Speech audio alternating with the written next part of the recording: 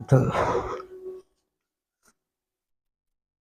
Hello दोस्तों, मैं Shiva sir आप सभी प्रिय विद्यार्थियों का अपने YouTube चैनल कुछ क्लासेस में स्वागत करता हूं। जैसा कि हम लोग एनटीपीसी का एक सीरीज स्टार्ट किए हैं और उसको मतलब कंटिन्यू बेसिस पे चला रहे हैं। ठीक है, तो चलिए उसी कड़ी में आज हम लोग स्टार्ट करते हैं। आज का पहला प्रश्न देखते हैं क्या है। ठीक है, और आगामी ग्रुप डी एग्जाम के लिए भी एक सीरीज स्टार्ट होने जा रहा है जिसमें सभी सब्जेक्टों के लिए मतलब विस्तृत पढ़ाया जाएगा। ठीक है, और चैप्टर वाइज और ऑब्जेक्टिव टाइप, वन लाइनर, इन तीनों प्रकार से हम लोग क्लासेस देंगे एनटीपीसी और ग्रुप डी के लिए। ठीक है, तो थोड़ा सा वीडियो को लाइक और सब्सक्राइब शेयर करने का प्रयास भी कीजिए। अगर 2 मिनट भी वीडियो देखते हैं तो थोड़ा सा रुक के पूरा वीडियो देखने का प्रयास कीजिए। तो चलिए आइए शुरू करते हैं आज की पहली क्लास। ठीक है, तो देखते हैं इस प्रश्न का उत्तर। ठीक है, कह रहे हैं कि युग्मक संलयन को किसी के रूप में परिभाषित किया जाता है। तो किसी के रूप में परिभाषित करने का ये मतलब कह रहा है कि अंडे के साथ, किसके साथ? अंडे के साथ, अंडे के साथ, ठीक है, अंडे के साथ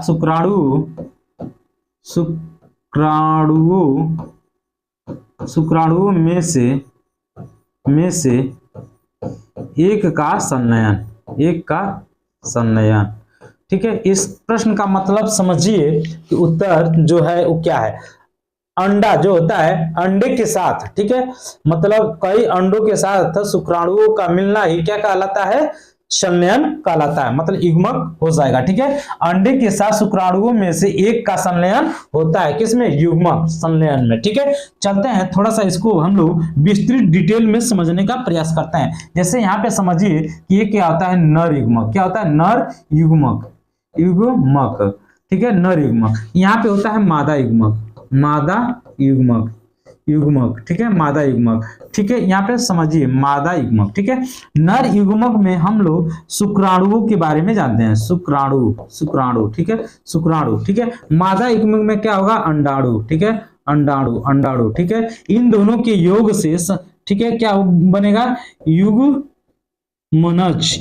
बनेगा, जिसको इंग्लिश में जाइगोट बोलते हैं। क्या बोलते हैं? जाइगोट कहा जाता है। जाइगोट। ठीक है, ये निषेचन के द्वारा होता है। निषेचन के द्वारा। ठीक है, अब थोड़ा सा समझते हैं कि युग्मक क्या होता है। ठीक है, युग्मक क्या होता है इसको समझते हैं। युग्मकों का निर्माण वृषण या अंडाशय की जनन कोशिकाओं में अर्धसूत्री विभाजन द्वारा होता है। युग्मक का निर्माण क्या होता है थोड़ा सा समझिएगा। युग्मक के बारे में क्या होता है? युग्मकों का निर्माण वृषण या अंडाशय की जनन कोशिकाओं में अर्धसूत्री विभाजन द्वारा होता है, जिसको हम लोग युग्मक कहते हैं। ठीक है, अब थोड़ा सा डिस्कस करेंगे नर युग्मक के बारे में। नर युग्मक में क्या होता है? वृषण होता है। ठीक है, वृषण के बारे में हम लोग समझेंगे। वृषण में क्या समझेंगे? वृषण से कोशिकाओं का, ठीक है, वृषण से कोशिकाओं का निर्माण शुक्र जनन कहलाता है। क्या कहलाता है? वृषण के बारे में समझेंगे क्या लाइन। ठीक है, वृषण के बारे में समझेंगे कि वृषण में, ठीक है, वृषण में शुक्राणुओं का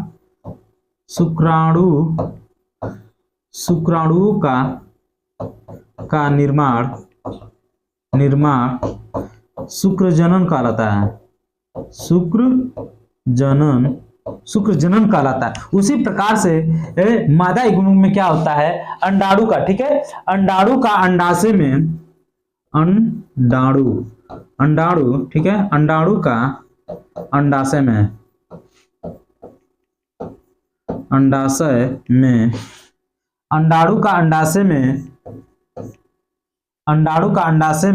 निर्माण क्या कहलाता है? अंड जनन कहलाता है। क्या कहलाता है? अंड जनन कहलाता है। अंड जनन कहलाता है।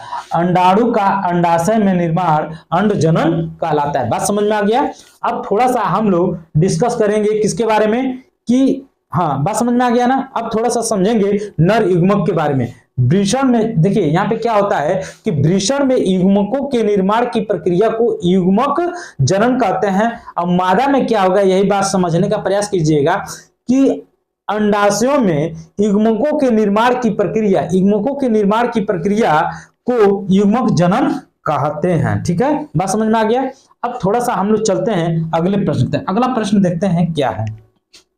ये देखिए यहाँ पे ये जो प्रश्न दिया हुआ है क्या है, शुष्क लिटमस पेपर का शुष्क HCl गैस की क्रिया क्या होती है। तो इस बेहतर प्रश्न के लिए बेहतर आंसर क्या है, नीला या लाल लिटमस पेपर, नीला या लाल लिटमस पेपर अपना रंग नहीं बदलता है। इस प्रश्न का उत्तर जो है लिख लीजिएगा, नीला, नीला, नीला या लाल, लाल लिटमस, लिटमस, लिटमस, लिटमस अपना, लिटमस अपना, अपना रंग नहीं बदलता है,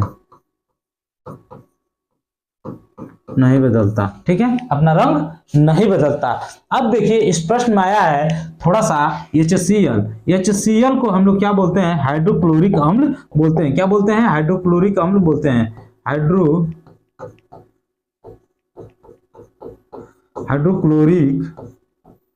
हाइड्रोक्लोरिक अम्ल, हाइड्रोक्लोरिक। इसको म्यूरेटिक अम्ल भी बोलते हैं। क्या बोलते हैं, म्यूरेटिक अम्ल भी कहा जाता है। हाइड्रोक्लोरिक अम्ल को क्या बोला जाता है,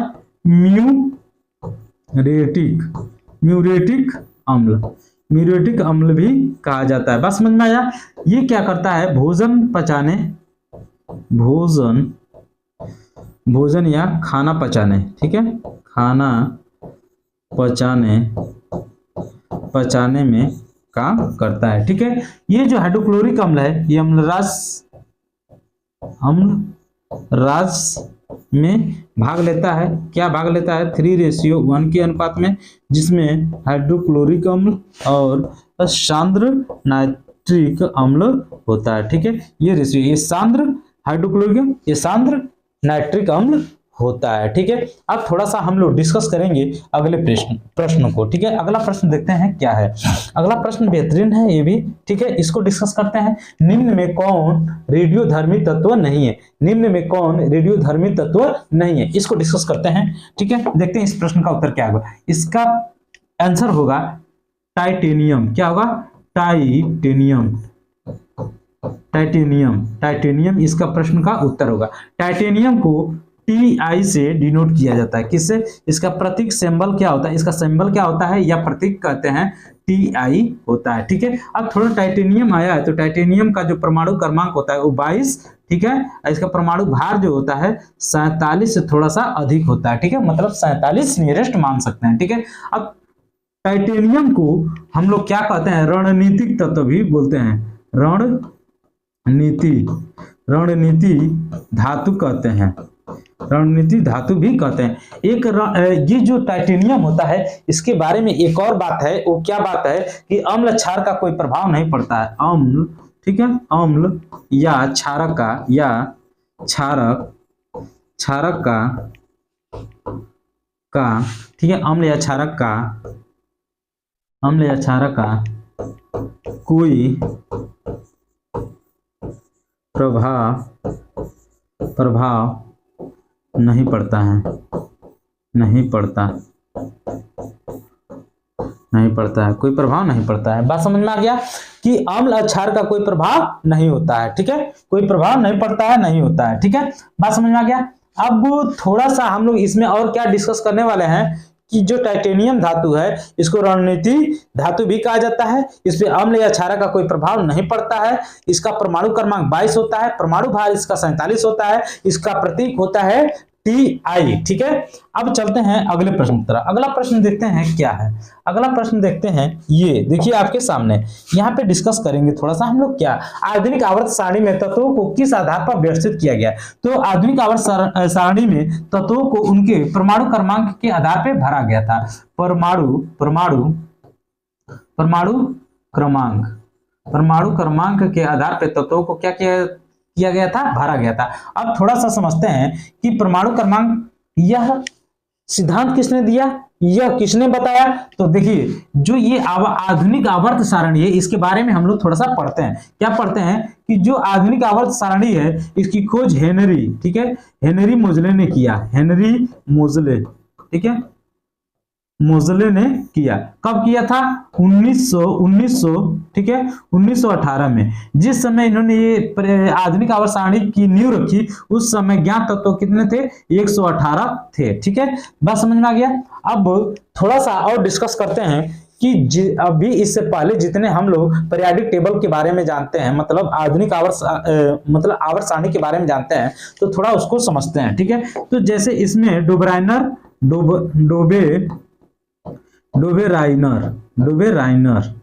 ठीक है, उसके बाद से न्यूलैंड, ठीक है, उसके बाद से मेंडलीव, ठीक है, ठीक है। ये जो तीनों वैज्ञानिक थे ना, ये तीनों वैज्ञानिक किस आधार पे तत्वों को सजाया था? तो परमाणु भार के आधार पे। किस पे? परमाणु भार के आधार पे तत्वों को सजाया था। ठीक है, या द्रव्यमान संख्या के आधार पे तत्वों को सजाया था इन तीनों वैज्ञानिकों ने। ठीक है, जब डोबराइनर त्रिक नियम देते, न्यूलैंड ने अष्टक नियम देता, इन्होंने आवर्त सारणी की खोज की। डोबराइनर के द्वारा त्रिक नियम दिया गया था, न्यूलैंड के द्वारा अष्टक नियम दिया गया था जिसमें सारे गामा पादे निशा था। ठीक, मेंडलीव के द्वारा आवर्त के बारे में बताया गया था, आवर्त की खोज की 1869 में, लेकिन इनके आवर्त सारणी का प्रकाशन जो हुआ, ठीक, एक जर्मन पत्रिका में 1872 में हुआ था। ठीक है, न्यूलैंड के बारे में जिस समय इन्होंने ये मतलब ये नियम प्रतिपादित किया उस समय तत्व कितने थे? 56 थे। ठीक है, डोबराइनर के द्वारा जब ये नियम दिया गया तो इन्होंने 3 टार्ट्स बनाए थे, लिथियम, सोडियम, पोटेशियम, उसके बाद से कैल्शियम, स्ट्रोंशियम, बेरियम, उसके बाद क्लोरीन, ब्रोमीन, आयोडीन, 3 टार्ट्स बनाए थे। ठीक, तो ये था इन लोगों के बारे में। अब हम लोग चलते हैं अगले प्रश्न के पास। ठीक है, अगला प्रश्न देखते हैं क्या है। ये देखिए, ये भी बेहतरीन सा प्रश्न है। क्या है? नाइट्रोजन परमाणु में उपस्थित न्यूट्रॉन की संख्या कितनी है? तो ये इस प्रश्न का जो उत्तर है समझते हैं कि न्यूट्रॉन की संख्या। ठीक है, न्यूट्रॉन की मतलब ये नाइट्रोजन परमाणु की न्यूट्रॉन की संख्या पता करना है। ठीक है, न्यूट्रॉन संख्या कैसे निकालेंगे? परमाणु भार माइनस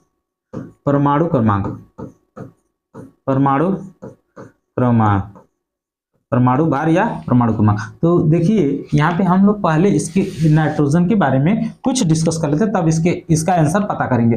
तो सबसे पहले नाइट्रोजन का हम लोग n से डिनोट करते हैं। इसका परमाणु क्रमांक 7 होता है, इसका परमाणु भार 14 होता है। अब हम लोग को पता चल गया कि इसका परमाणु क्रमांक कितना है, इसका परमाणु भार कितना है। तो परमाणु भार इसका 14 है। ठीक है, इसका परमाणु क्रमांक कितना है? 7। तो यहाँ पे न्यूट्रॉन की संख्या जो निकल के आया, ठीक है, न्यूट्रॉन का संख्या निकल के आया 7। तो न्यूट्रॉन की संख्या इसमें क्या होगा? 7। ठीक है, इस प्रश्न का उत्तर क्या हो जाएगा? 7। ठीक है, अब नाइट्रोजन आया है तो नाइट्रोजन के कुछ उपयोगों को भी हम लोग देख लेते हैं। तो सबसे पहला उपयोग नाइट्रोजन का क्या होगा कि यूरिया में, ठीक है, यूरिया में 46% नाइट्रोजन पाया जाता है। दूसरी बात क्या होता है कि नाइट्रोजन का उपयोग, ठीक, औद्योगिक रूप में भी किया जाता है। जैसे चिप्स की थैलियों को बनाने के लिए उसमें क्या किया जाता है? नाइट्रोजन गैस भरा जाता है। तो नाइट्रोजन गैस भरने से पहले हम उसमें ऑक्सीजन जो अवस्थित होता है उसको बाहर निकालते हैं, उसके बाद से नाइट्रोजन गैस भरते हैं, जिससे कि जो चिप्स की थैली होती है वो जल्दी से खराब ना हो। इसके लिए क्या किया जाता है? नाइट्रोजन का प्रयोग किया जाता है। तो चिप्स पैकेटों में इसका प्रयोग किया जाता है। चिप्स के पैकेट में, चिप्स के थैली में, थैली में चिप्स के पैकेट या थैली में इसका प्रयोग किया जाता है। ठीक है, नाइट्रोजन का। अब थोड़ा सा हम लोग डिस्कस करेंगे क्या अगले प्रश्नों को। ठीक है, अगला प्रश्न देखते हैं क्या है। अगला प्रश्न देखिए, यहाँ पे कह रहा है कि विद्युत प्रवाह को मापने के लिए कौन सा यंत्र प्रयोग करते हैं। ठीक है, कौन सा इंस्ट्रूमेंट प्रयोग करते हैं। तो विद्युत प्रवाह को मापने के लिए हम लोग किसका प्रयोग करते हैं? अमीटर का प्रयोग करते हैं। अमीटर का प्रयोग करते हैं विद्युत प्रवाह को मापने के लिए। अब यह यंत्र आया है तो इस यंत्र से रिलेटेड कुछ और भी प्रश्नों को देखते हैं। जैसे गैल्वेनोमीटर,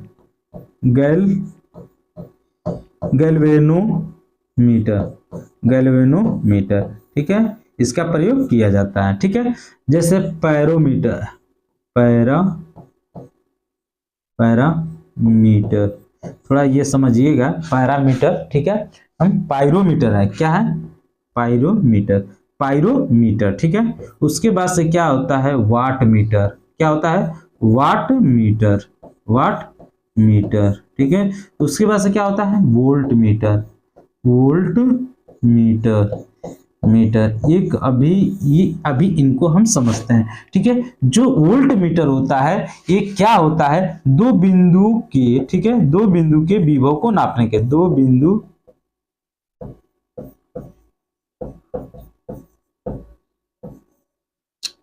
बिंदुओं के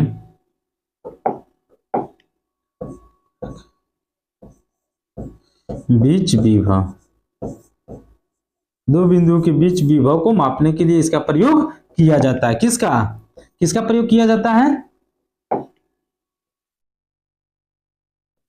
ठीक है, दो बिंदुओं के बीच विभव मापने के लिए वोल्टमीटर का प्रयोग किया जाता है। वाट मीटर का जो प्रयोग होता है ये किसके बीच, शक्ति, मतलब विद्युत शक्ति मापने में, ठीक है, विद्युत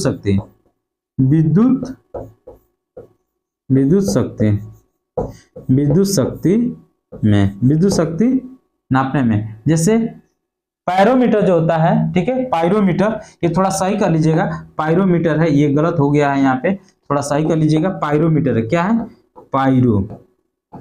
पायरोमीटर का प्रयोग उच्च ताप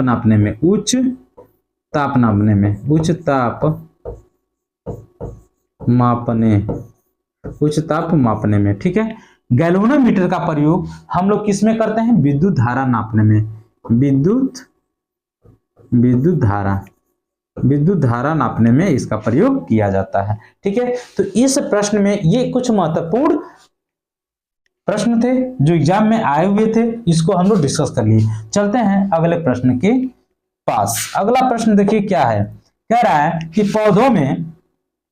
पौधों में हार्मोन की संचार के कारण भी प्रकाश की ओर झुक जाता है। ठीक है, मतलब पौधे में हार्मोन की संचार के कारण, किसके कारण, ठीक है, किसके कारण ये झुक जाता है, तो ये ऑक्सिन हार्मोन के कारण, किसके, ऑक्सिन हार्मोन के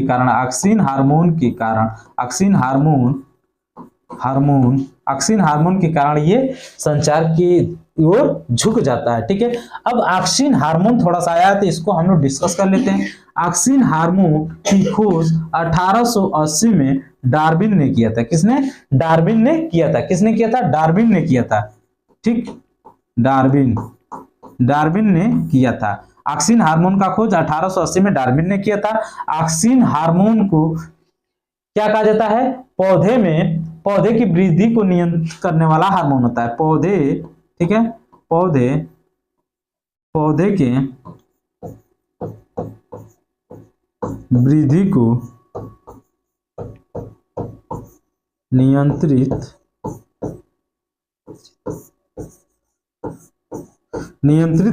पौधे की वृद्धि को नियंत्रित करने वाला हार्मोन होता है। पौधे की वृद्धि को नियंत्रित करने वाला हार्मोन कौन सा है, प्रश्न पूछा जाता है, पौधे की वृद्धि को नियंत्रित करने वाला हार्मोन कौन सा है, तो ऑक्सिन हार्मोन। जिब्रेलिन हार्मोन क्या करता है, बौने पौधे की लंबाई को बढ़ाता है। जिब्रेलिन जो होता है, जिब्रेलिन हार्मोन जो होता है पौधे की लंबाई को बढ़ाता है। जिब्रेलिन जो होता है पौधे की वृद्धि को क्या करता है, पौधे की वृद्धि को क्या करता है, लंबा करता है, पौधे की वृद्धि को लंबा करता है जिब्रेलिन हार्मोन। जो एब्सिसिस एसिड होता है, एब्सिसिस एसिड जो होता है ये क्या करता है, वृद्धि रोधक हार्मोन होता है। एब्सिसिस जो होता है वो क्या करता है, वृद्धि रोधक हार्मोन होता है। जिब्रेलिन जो होता है वो क्या होता है, बौने पौधे को लंबा कर देता है, जिब्रेलिन क्या करता है, बौने पौधे को लंबा कर देता है। एब्सिसिस एसिड जो होता है वो क्या करता है, वृद्धि रोधक हार्मोन होता है। जो ऑक्सिन होता है ये पौधे की वृद्धि को नियंत्रित करने में सहायता करता है, ऑक्सिन का जो खोज किए थे 1880 में डार्विन के द्वारा किया गया था, ये पौधे से रिलेटेड है। चल अब आज का ये अंतिम प्रश्न था, मिलते हैं अगले सीरीज में। Thank you.